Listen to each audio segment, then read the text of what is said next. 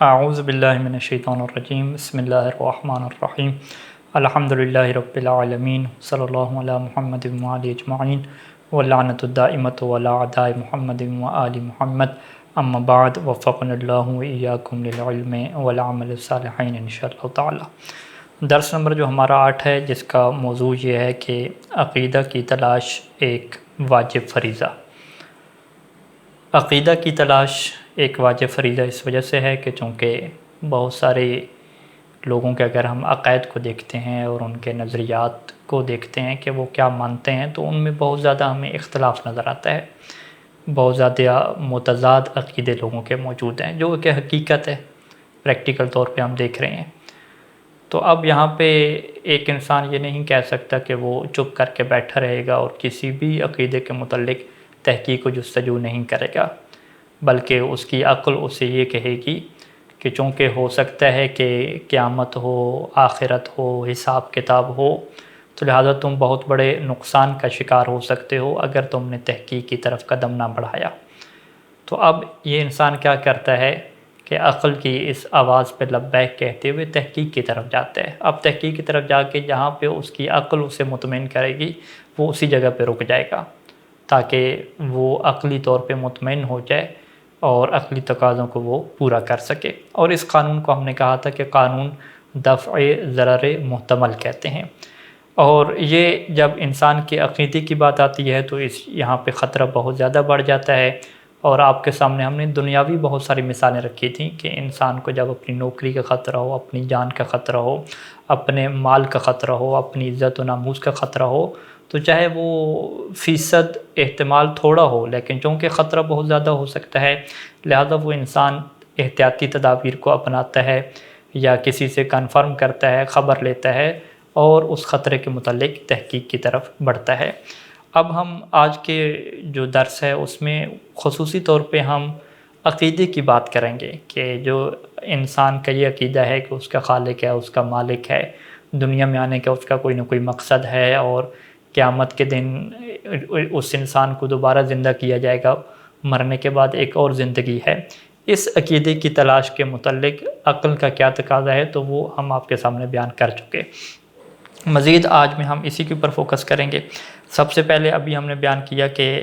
عقیدے کی تلاش انسانی عقل کا تقاضا ہے، اور انسانی عقل کے اس وجہ سے تقاضا ہے چونکہ یہاں پہ جو بنیادی اصول ہے، جو ایک منطق کا اصول ہے دفع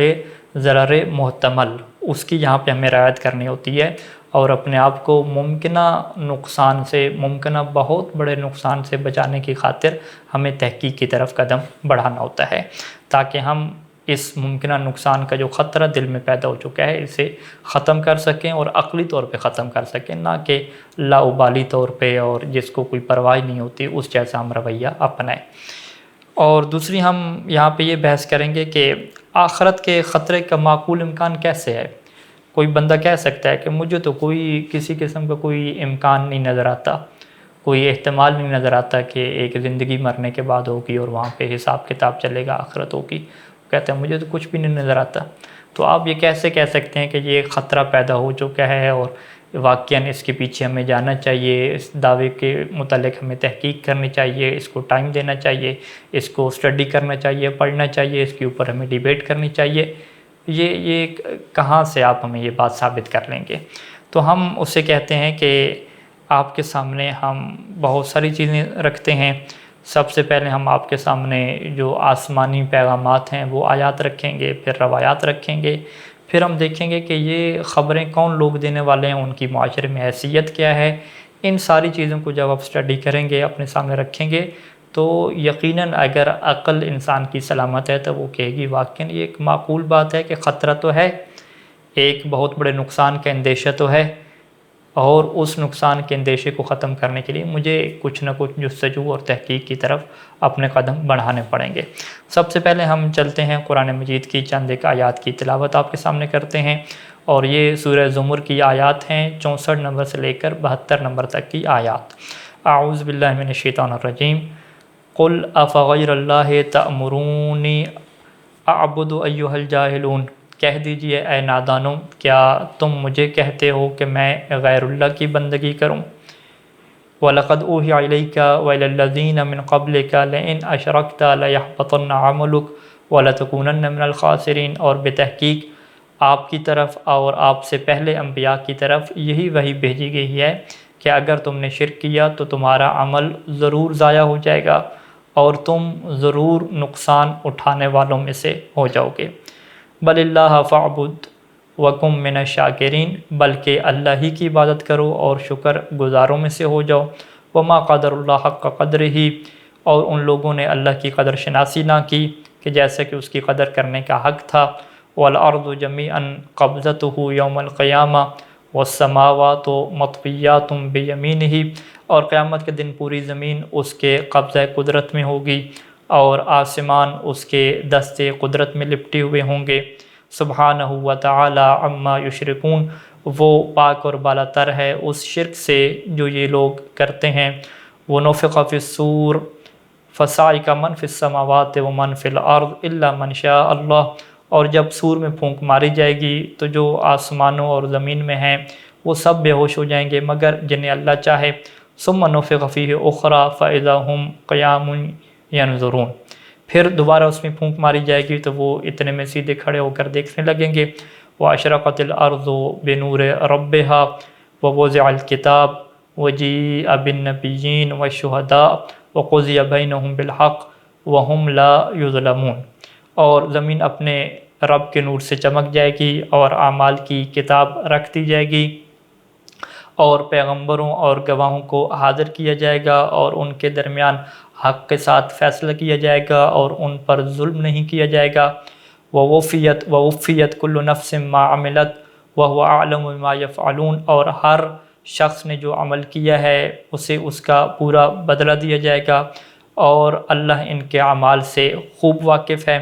وسیق الذین کفروا الی جہنم زمرا حتی اذا جاؤوها فتحت ابوابها وقال لهم خزنتها الم یأتکم رسل منکم یتلون علیکم آیات ربکم وینذرونکم لقاء یومکم هذا قالوا بلی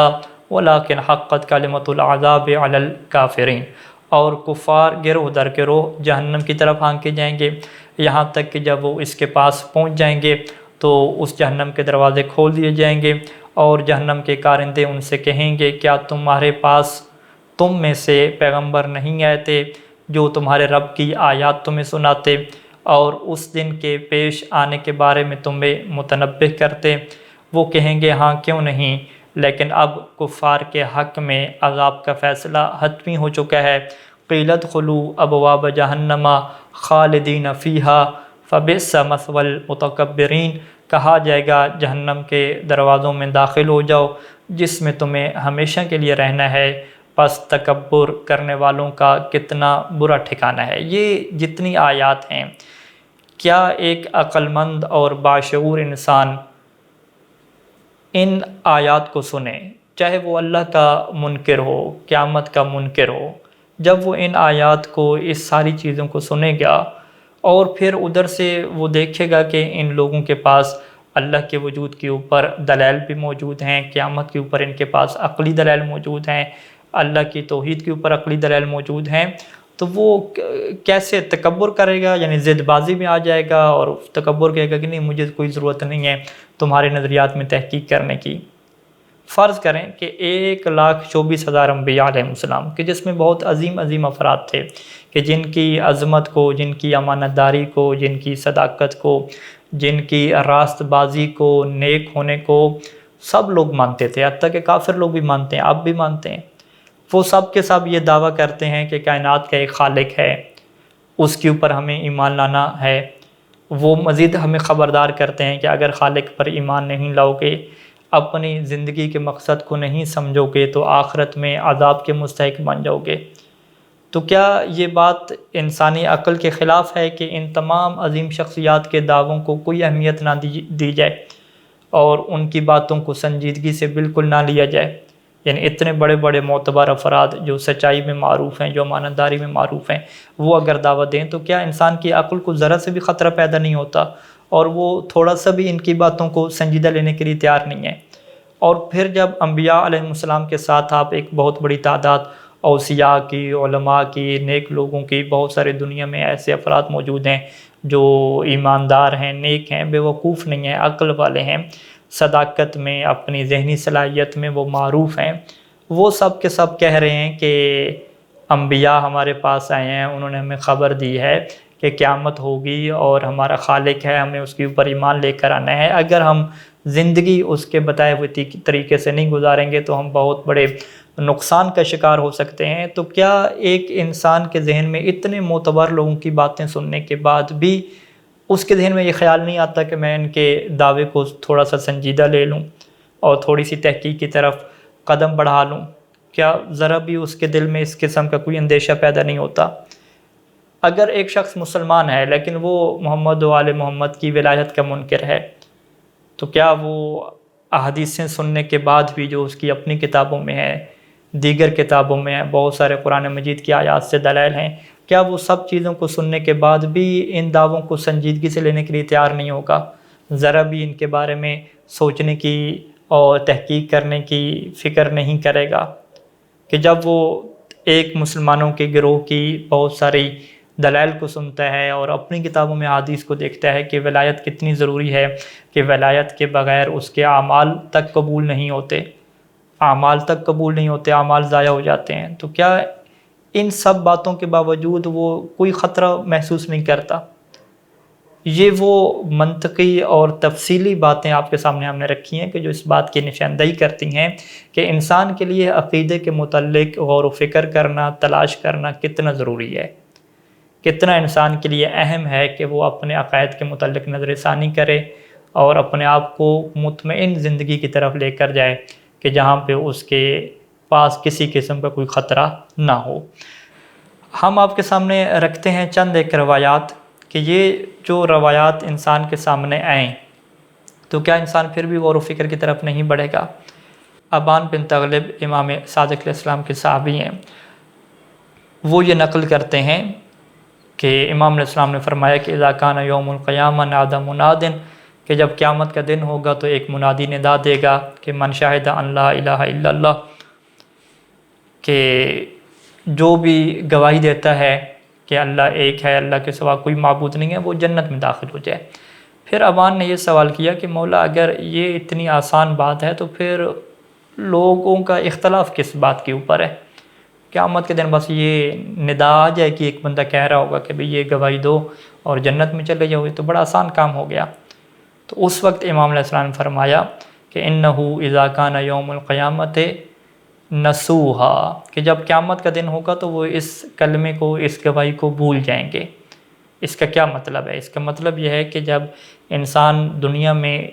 اس عقیدے کے اوپر یقین اور عقیدہ نہیں رکھتا تو اب قیامت کے دن وہ بھولا ہوا ہوگا، اسے یہ بات زبان کے اوپر لانے میں مشکل ہوگی، وہ یہ نہیں لا سکے گا. قیامت کے دن وہ اپنی جو دنیا میں اس کی غفلتیں تھیں، گناہ تھے اور دنیا کی لذتوں میں کھویا رہا، تو قیامت کے دن تو اسی حقیقت کا انسان اقرار کر سکے گا جو اس کے دل میں موجود ہوگی. جو اس کے دل میں ایمان کی حقیقت نہیں ہے وہ اس کی زبان پہ بھی نہیں آئے گی، وہ اسے بھول چکا ہوگا. اسی طریقے سے ایک اور روایت بھی ہے کہ یہی ابان کی روایت ہے کہ قال یا ابان اذا قدمت الکوفہ فروِ ھذا الحدیث، اے ابان اگر تم کوفہ جاؤ تو یہ حدیث لوگوں کو سنا دینا. اور وہ حدیث یہی تھی کہ من شاہد ان لا الہ الا اللہ مخلصا واجبت لہ الجنہ، کہ جو اخلاص کے ساتھ یہ گواہی دے لا الہ الا اللہ کہ کوئی معبود نہیں ہے سوائے اللہ کے، تو اس کے اوپر جنت واجب ہو جاتی ہے. قال، تو اب ابان کہتا ہے کہ میں نے امام سے یہ پوچھا کہ انہ یاتین من کل صنف من الاصناف افاروی لہم ھذا الحدیث، کہ میرے پاس تو ہر طرح کے لوگ آتے ہیں، کیا میں سب کو یہ حدیث سناتا رہوں؟ قال نعم یا ابان، امام نے کہا بالکل، جو بھی بندہ ہے تمہیں یہ حدیث سنانی ہے کہ انہ اذا کان یوم القیامت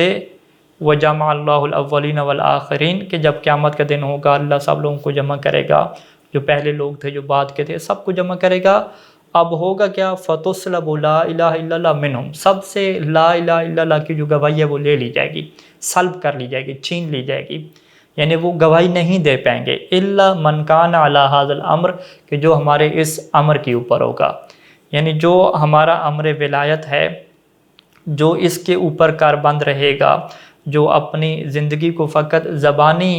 لا الہ الا اللہ کے طور پہ نہیں گزارے گا، بلکہ وہ اس امر کے اوپر عمل بھی کرے گا،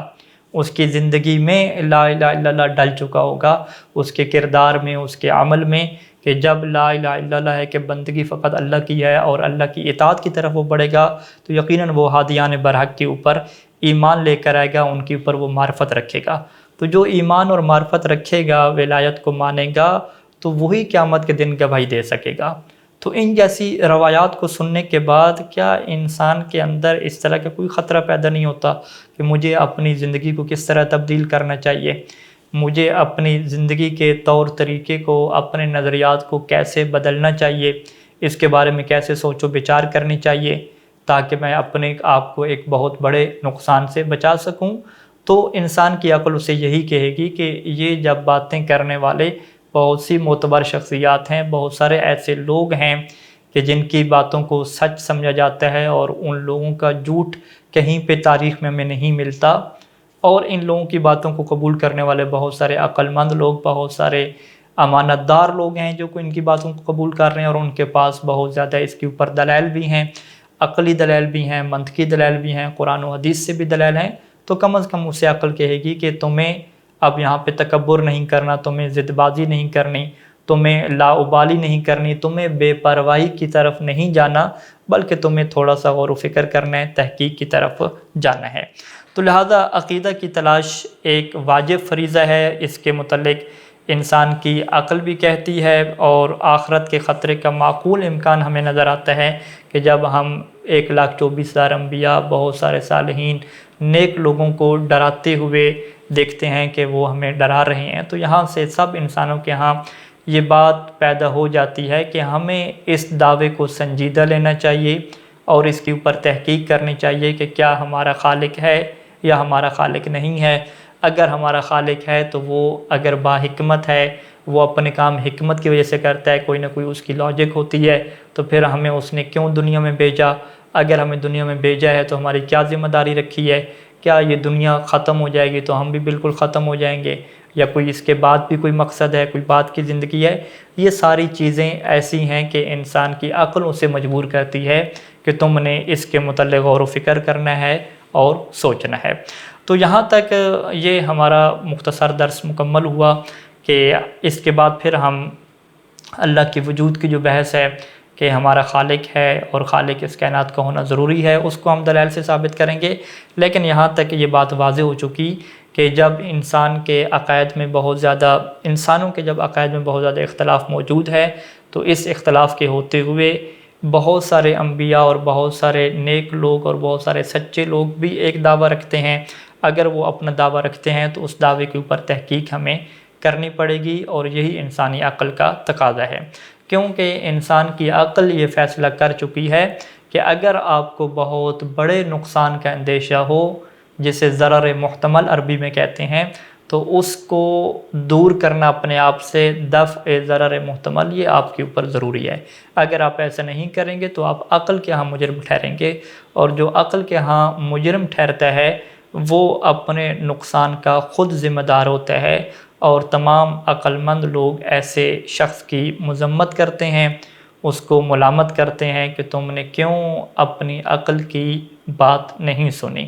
خداوند کریم سے دعا ہے کہ خدا ہمیں عقائد حقہ کی صحیح معرفت عطا کرے، اور عقائد حقہ کو دنیا میں پھیلانے کی، انسانوں کو اس کی طرف متوجہ کرنے کی توفیق نصیب فرمائے۔ اللہم صلی علی محمد و آل محمد، والسلام علیکم ورحمۃ اللہ وبرکاتہ۔